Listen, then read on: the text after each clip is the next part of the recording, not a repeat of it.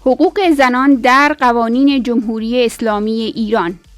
قانون اساسی به عنوان پایه نظام حقوقی کشور شناخته می شود. این سند حقوقی رابطه دولت و ملت را قانونمند نموده و حقوق و تکالیف هر یک از طرفین را در چارچوب خاصی بیان می کند.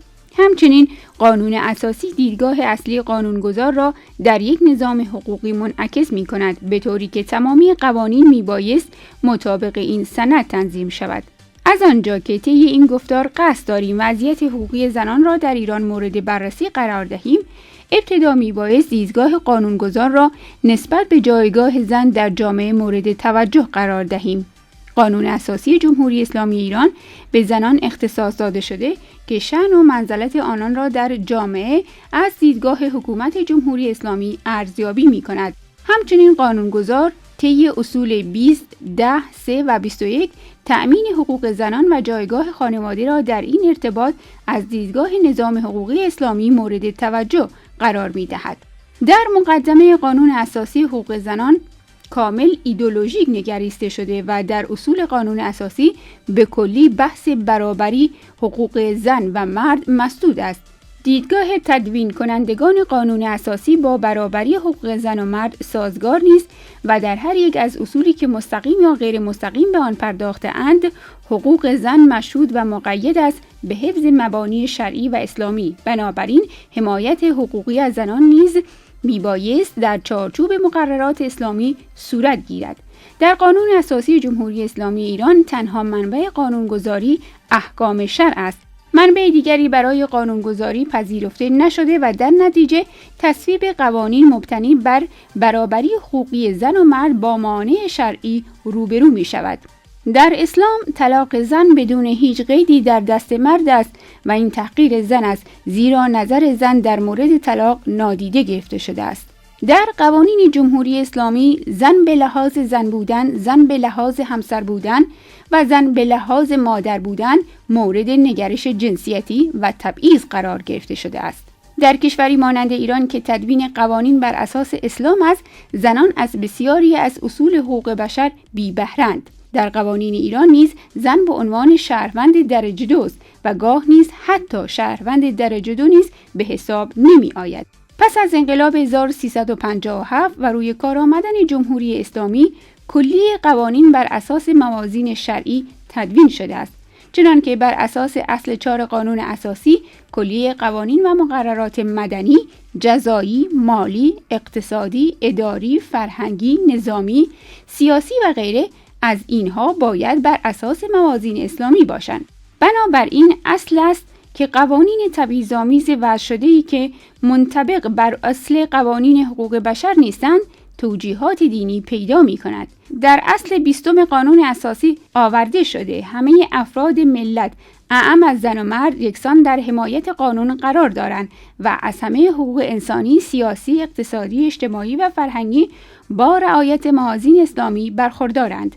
اما ذکر عبارت با رعایت موازین اسلامی برابری زن و مرد در برابر قانون را در حالی از ابهام فرو میبرد و اگرچه در این اصل ظاهراً برابری بین زن و مرد در قانون در نظر گرفته شده، اما دقیقاً به دلیل تفسیرهای متفاوت از موازین اسلامی است که عملاً برابری بین زن و مرد وجود ندارد. به همین لحاظ است که در حوزه سیاسی و عملکرد دولت‌ها با موانع و محدودیت‌های بسیاری بر سر راه حضور و مشارکت زنان در عرصه‌های قانونگذاری، تصمیم سازی و تصمیم گیری‌های کلان سیاسی، اجتماعی، اقتصادی و فرهنگی روبرو هستیم و عملاً زنان در غالب موارد از عرصه تصمیم گیری‌های کلان کنار گذاشته می‌شوند. یکی دیگر از اصول مورد مناقشه اصل 115 قانون اساسی است و از جمله مواردی است که زنان نادیده انگاشته شدند. مطابق اصل 115 رئیس جمهور باید از میان رجال مذهبی و سیاسی باشد.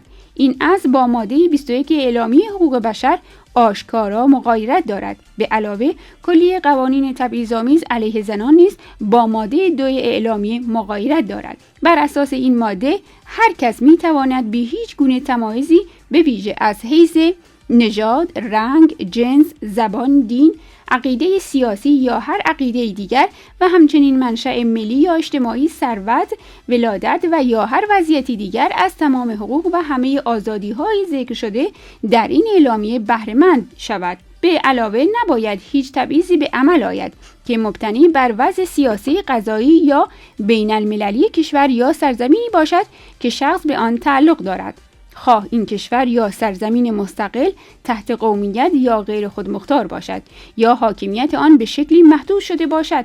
اما در قوانین جاری در ایران تبعیضات فاحش جنسیتی با منشأ احکام دینی علیه زنان وجود دارد، مانند سن مسئولیت کیفری، به طوری که اگر دختر بچه‌ای با سن 8 سال و 9 ماه مرتکب جرمی شود مانند یک بزرگسال محاکمه خواهد شد، و یا قوانینی مربوط به طلاق، تابعیت، انتخاب شغل، خروج از کشور، انتخاب پوشش، ارث، حق ولایت، ازدواج، تعدد زوجات، دیه، شهادت و وجود قوانینی که از قبیل قتل‌های ناموسی حمایت می‌کند. علاوه بر همه اینها زنان حتی آزادی تن خود را ندارند. به این بخش از نابرابری‌ها در ایران به استثنای حق پوشش به دلیل تابوهای موجود کمتر پرداخته شده، مثل آزادی‌های سقط جنین و آزادی در انتخاب نحوه زندگی خصوصی و جنسی، اعمال قوانین خشونت آمیز و کنترل کننده‌ای که مانند وارد کردن زنان به حفظ حجاب اجباری و تحقیر و توهین زنان سبب بروز ناهنجاری‌های روحی و تضادهای رفتاری گاه جبران ناپذیری در بخش وسیع از زنان و دختران شده است. روانه کردن انواع و اقسام گشت‌های ارشاد به خیابان‌ها و اماکن عمومی و حتی خصوصی، طرح و تدوین و صدور انواع بخشنامه‌ها و دستورالعمل‌های تعرض به حریم شخصی افراد در مهمانی‌ها و جشن‌ها، تفکیک جنسیتی به بهانه مبارزه با مفاسد اجتماعی و با استفاده از دین به عنوان سلاحی بس خطرناک برای اعمال خشونت و کنترل بر زنان و سلب آرامش و آزادی و امنیت آنها انجام می شود، و البته این همه با حمایت کسانی صورت می گیرد که دارای تفکر و نگرش‌های زن ستیزانه هستند. برای مقابله با این همه محدودیت‌ها نیز برخی از فعالان حقوق زنان در ایران از روی ناچاری و گاه باور سعی دارند که بگویند کدام بخش‌هایی از حقوق زن در قانون مانع شرعی ندارد و تلاش بسیار کردند و می‌کنند تا مگر مجتهدین و اصحاب فتوا را قانع کنند که مثلا حضور زن در شورای نگهبان با شرع مغایرتی ندارد و در متون مذهبی به دنبال یافتن راههایی برای رفع تبعیضند.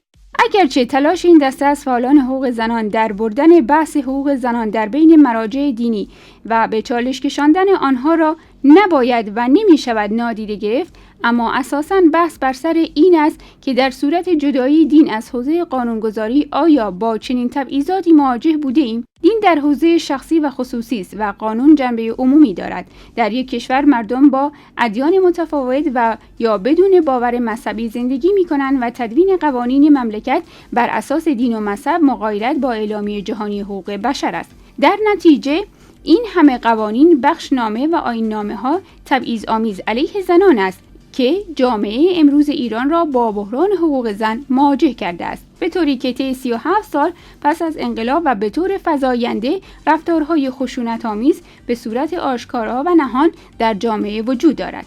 از تدوین قوانین تبعیض‌آمیز گرفته تا تجاوز دست جمعی به زنان رو بودن مورد تجاوز قرار دادن و به قتل رساندن آنها تحت عنوان پروژه‌های قتل‌های زنجیره زنان، نقض حقوق بشر زنان تنها به حکومت ختم نمی‌شود و حقوق بشر معقوله است که فراتر از وظیفه دولت‌ها نسبت به شهروندان، هر انسانی موظف است در روابط انسانی پایبند حقوق بشر باشد.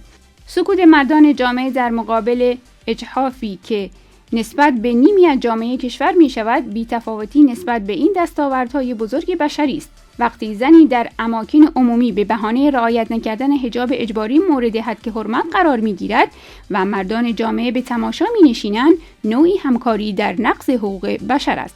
یکی دیگر از شیوه‌های توجیه رفتارهای خشونت‌آمیز علیه زنان، نقض حقوق بشر در کشورهای تحت قوانین مذهبی از جمله جمهوری اسلامی ایران، روی آوردن به تئوری نسبیت فرهنگی است. نسبیت فرهنگی باوران را حقوق بشر و تابع ویژگی‌های فرهنگی می‌دانند و منکر جهانی بودن آنها هستند، در حالی که به بهانه فرهنگ و مذهب نمی‌توان و نباید حقوق بشر و حقوق شهروندی انسان‌ها را نادیده انگاشت و آنچه که مانع برخورداری زنان از پایه‌ترین حقوق خود بشود مثل توجیهات دینی و تئوری‌هایی همچون نظریه نسبیت فرهنگی مردود و ناقص حقوق بشر است.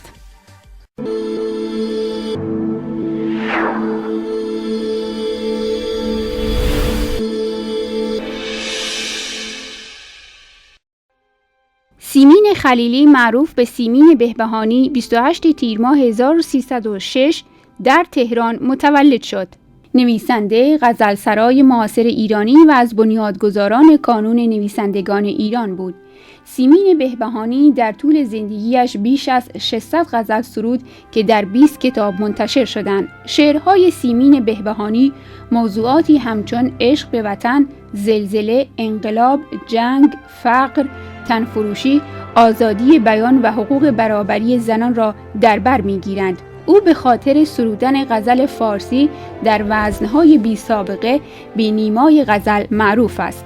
سیمین بهبهانی در سال 1325 با حسن بهبهانی ازدواج کرد و به نام خانوادگی همسر خود شناخته شد و از سال 1330 به عنوان آموزگار آغاز به کار کرد. او در سال 1337 وارد دانشکده حقوق شد، حال آنکه در رشته ادبیات نیز قبول شده بود. در سال 1349 از حسن بهبهانی جدا شد و در همان سال با منوچهر کوشیار که در دوران دانشجویی با او آشنا شده بود ازدواج کرد. او ضمن سرودن اشعار بسیار زیادی نیز در سال 1330 تا 1360 تنها به تدریس اشتغال داشت و شغلی مربوط با رشته حقوق را قبول نکرد. در سال 1348 به عضویت شورای شعر و موسیقی درآمد. سیمین بهبهانی، هوشنگ ابتهاج، نادر نادرپور، یدالله رویایی، بیژن جلالی و فریدون مشیری این شورا را اداره می‌کردند. در سال 1357 عضویت در کانون نویسندگان ایران را پذیرفت. سیمین بهبهانی پیش از انقلاب برای رادیو ترانه هم می‌سرود و خوانندگانی همچون شجریان، الهه گلپایگانی، داریوش، ایرج، عارف، رامش، اهدیه، سیمابینا، پوران، دلکش و مرضیه سرودهای وی را می‌خواندند. سیمین بهبهانی مدتی هم عضو شورای موسیقی رادیو و تلویزیون ملی ایران بود. در سال 1378 سازمان جهانی حقوق بشر در برلین مدال کارل فون اوستیسکی را به سیمین بهبهانی اهدا کرد. در همین سال نیز جایزه لینان هملن دان شیلهمات را سازمان دیدبان حقوق بشر به وی اعطا کرد. در 7 شهریور ماه 1392 جایزه یانوش پانوش نیوش از سوی انجمن قلم مجارستان به وی داده شد. سیمین شعر معروف دوباره میسازمت وطن را در سال 1359 سرود. سیمین بهبهانی در سال 1367 و در خلال قتل عام زندانیان سیاسی شعری سرود تحت عنوان ای مادران. سیمین بهبهانی در تجمع اعتراضی جنبش زنان ایران در پارک دانشجو مورد حمله ماموران نیروی انتظامی قرار گرفت. وی از مأموری که او را مورد ضرب و شتم قرار داده بود به قوه قضاییه شکایت کرد، اما در نهایت به گفته نسرین ستوده وکیل سیمین بهبهانی پرونده بسته شد. سیمین بهبهانی در تاریخ 10 شهریور ماه 1387 در اعتراض به لایحه حمایت از خانواده به همراه جمعی از فعالان حقوق زنان در مجلس شورای اسلامی حضور یافت و خطاب به نمایندگان گفت: آقا جان، من به شما رأی ندادم چون اصلا مجلس شما را قبول ندارم، اما آمدم اینجا به شما بگویم به مردمی که به شما رأی دادن خیانت نکنید و اجازه ندهید مجلس لایحه‌ای را تصویب کند که به ضد زنان ایران است. بهبهانی در روز 17 اسفند ماه 1388 هنگامی که قرار بود برای انجام معالجات پزشکی و سخنرانی در روز جهانی زن به پاریس برود، با ممانعت ماموران امنیتی روبرو شد. ماموران با توقیف گذرنامه‌اش در فرودگاه به او اعلام کردند که ممنوع الخروج است. وی تا هنگام مرگ ریاست افتخاری هیئت امنای کتابخانه صدیقه دولت‌آبادی را بر عهده داشت. سیمین بهبهانی به علت مشکلات تنفسی و قلبی در بیمارستان پارس تهران بستری بود. سرانجام ساعت 1 بامداد روز سه‌شنبه 28 مرداد ماه 1393 خورشیدی برابر با 19 اوت 2014 میلادی در سن 87 سالگی درگذشت. پیکر او با حضور مردم و ادیبان و هنرمندان از مقابل تالار وحدت تشییع شد و در بهشت زهرا در مقبره خانوادگی و کنار پدرش به خاک سپرده شد.